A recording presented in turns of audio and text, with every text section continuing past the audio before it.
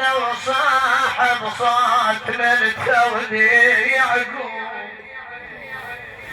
مثل سرد القطا قام يحوم من وحدتهن علي توقع وتعثر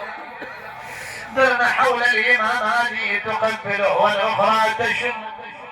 والأخرى تقول إلى أنت مالت الباقي تشبدت بركابي طفل له يقال لا رقي أبا حسين خذني معك نور عيني لا طاقة لي على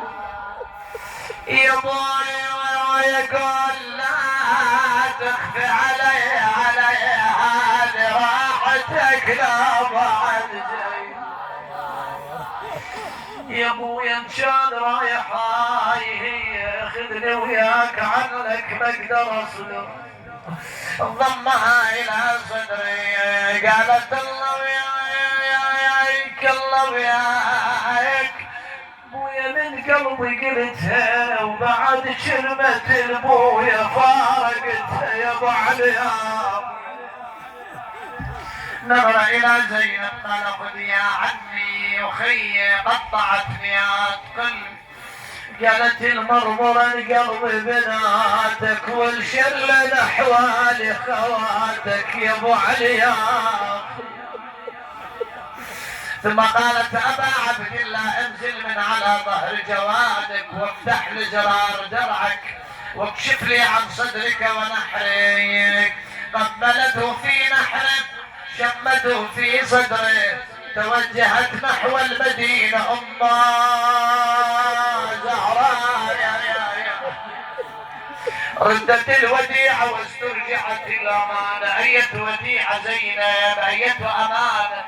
قالت عندي من أمك وصية افتح لي صدرك خنش خوي يا بلد تطفى النار خويا يا حسين الحمل كلش تجي البدر صير اليارزي بداية تجروحك تجاوب وين عباس القمر شوشح عليها يرضى ويشتالهم اطلع سبيل جن الليل على زينب قالت زهقت الخيل زهقت الخيل على وليدك يا يمه سحقت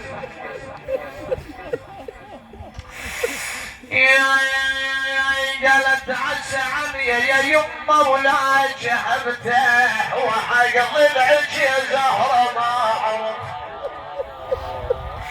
يا يمه حسين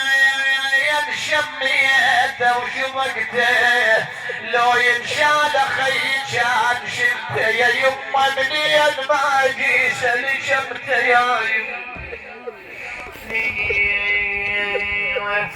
قالت يا رجع لك يا رجع لك ادري الحوافر يا رجع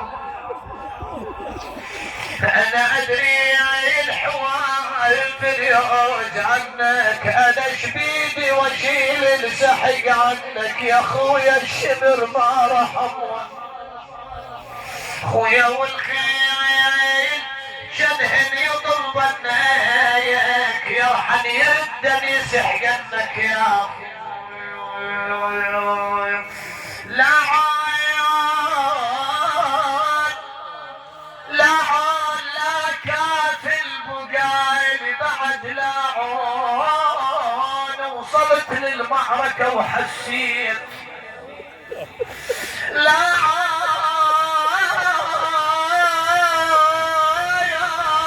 جرني من العباية وصحيت